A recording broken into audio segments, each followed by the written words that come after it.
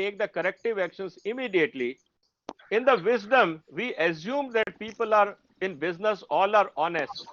And based on that faith and trust, authorities permitted lot of combinations, and I will say virtually they give the blank check that those who want to do blending, they can do any form of any type of blending and just mention it on the label.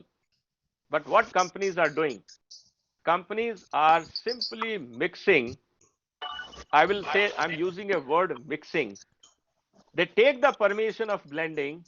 They also know very well that when I make a blended oil, there is a cost of marketing, there is a cost of promotion, and there is a branding activity required, which every company cannot do.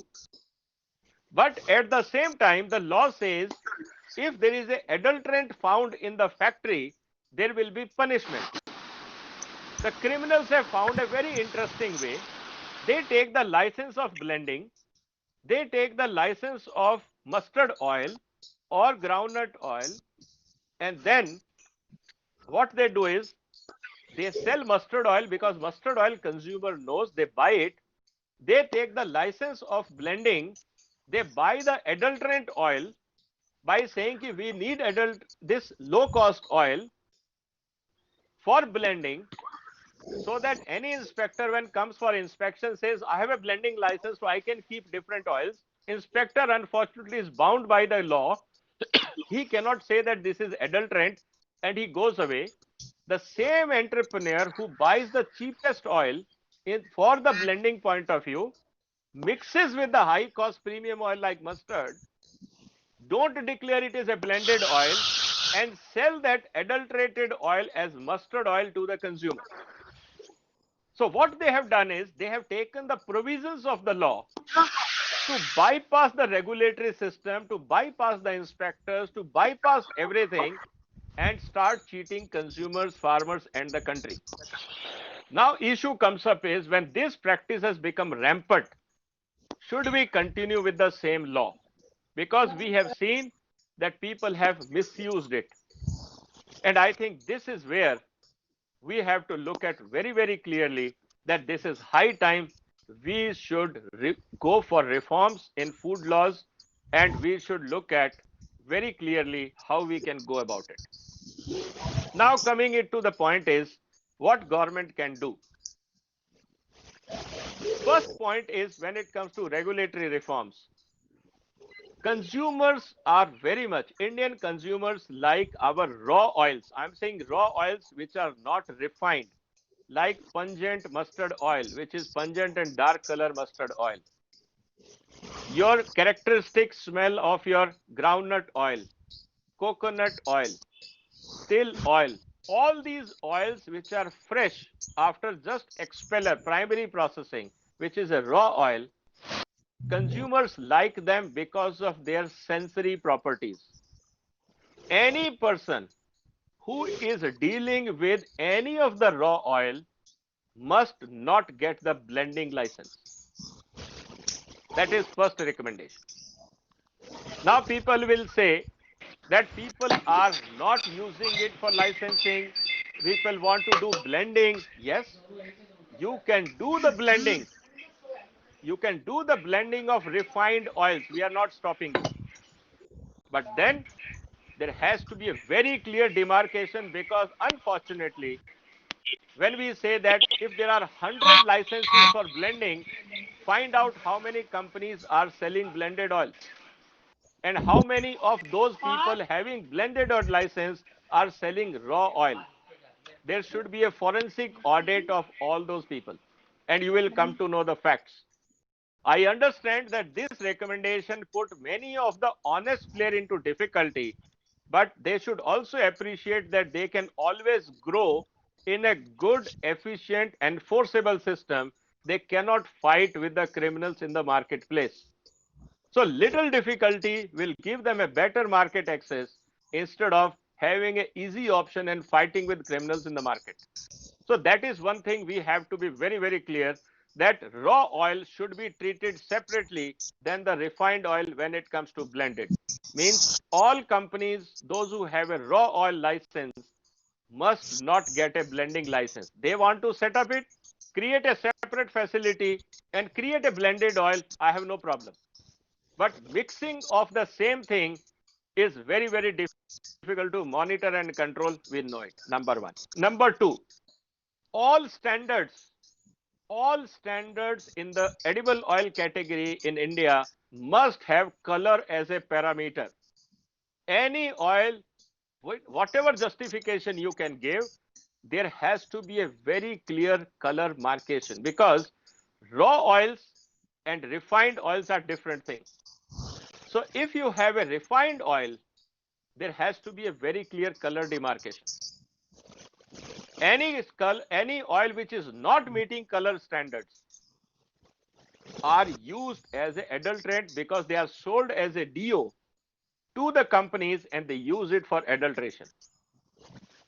People can say that, many countries codex may not have color standards and all that. There is no need to follow codex, because codex does not say that you do adulteration. If we have criminals and they misuse the system, you cannot go with a good.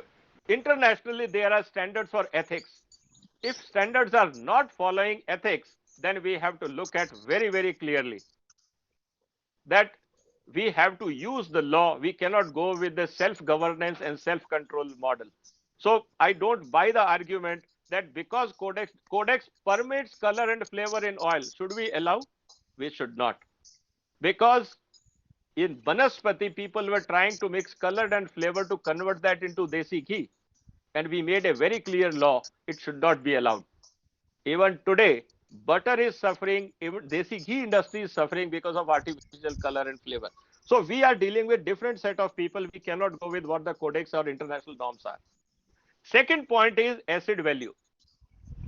What is happening? The substandard oil with a high acid value is used for adulteration, because they cannot sell that oil as a refined oil in consumer market. It will violate the FSSAI and other guidelines. There has to be a very clear demarcation when it comes to transportation of any edible oil, or I will say that oil from oil seeds which are not meeting either raw oil standard or a refined oil standard, and it is something in between, that should be labeled as non-edible grade oil transportation. Because if I am selling a high FFA oil as a rice bran oil, then whether it is edible or non-edible, I don't know. So point here comes up is, if it is a refined oil like rice bran, you cannot take it out like a raw oil. You have to go through refining route. Either rice bran oil must meet the refined oil standards, otherwise it should be declared as non-edible oil grade standards. So it means anyone who is purchasing, his purchaser must have a law but says, I am purchasing non-edible grade oil from other supplier. That will also expose these companies what type of oil they are importing, because many of the mustard oil companies do not have refining facilities. So this will expose their malpractices, that they are buying high fatty acid oil, mixing in mustard oil, because raw fatty acid, raw oil has an acid value of 5, whereas the refined has 0.5. Then if they are having 2%, 3%, 4%, this oil goes for adulteration in oil. And this is where one has to look at it, because this is where the adulteration comes into picture. Another area which is very, very important is, and which we have to look at, is that oryzanol standards. All oryzanol, all edible oil, like we have a argemone free standard. Every oil must have a free of argemone. I think this is very, very important, because anyone who is mixing oil, if he is mixing rice bran oil, if he's declaring as a blended oil, we have no problem. But the point here comes up is, when you are having a adulteration with rice bran oil, it must have a very, very clear thing that every oil must carry that it must be free from oryzanol. That will take care of your rice bran oil adulteration. and which is the major adulterant in the country today. So we have to refine our standards to control such adulterations. Now it is coming it very, very clearly that it is not difficult.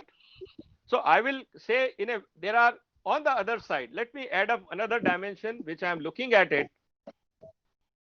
If you look into the standards of even Companies Act, and this is what I am proposing to Government of India, under Companies Act section 148, it says that government can audit or specify the audit of specified items.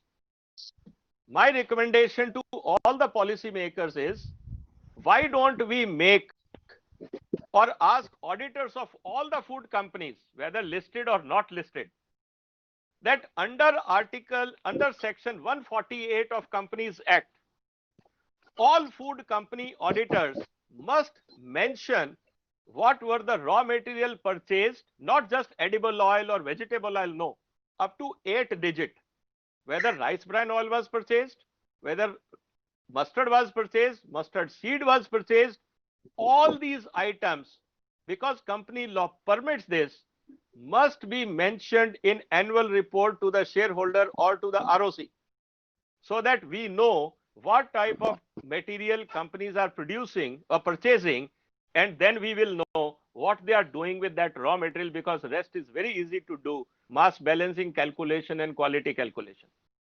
So I think this is very, very important that one side we strengthen the auditing system, on the other side we improve the documentation system, we change our standards of AgMark, we change standards of our FSSAI, and we follow the color coding of BIS because it is already there, and BIS also has a technical committee, and there was a merit in bringing color into the standards. We should do that.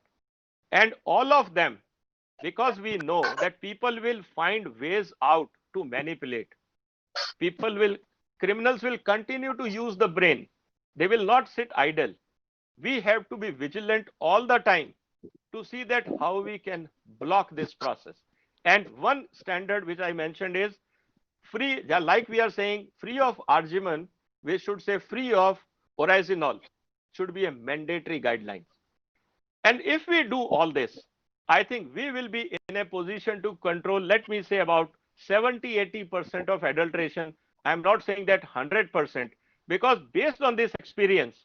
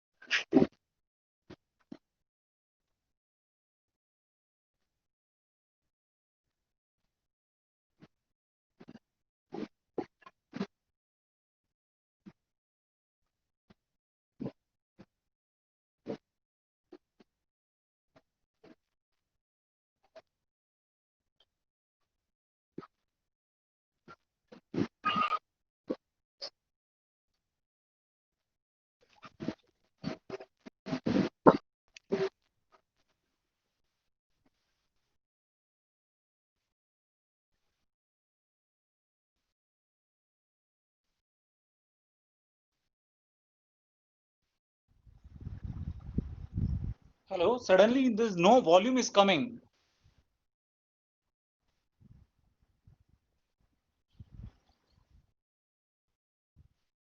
I think Sardana sir has also left. Okay, might be probably some battery issue or something. Just wait for some while, okay?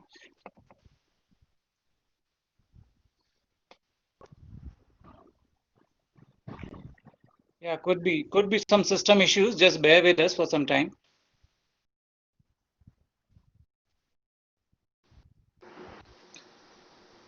I'm I'm trying to reach him out. Sir, he's back now. Okay.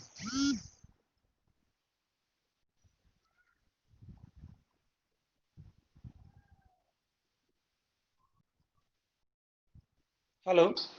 Sadan sir, are you back?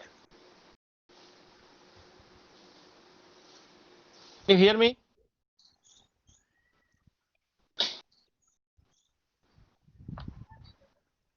Hello. Sushil, can you hear me? Yeah, I can hear you, sir, now. Yeah. Yeah. So this is in brief. I just wanted to share that it is high time we should go for a major reforms into edible oil sector.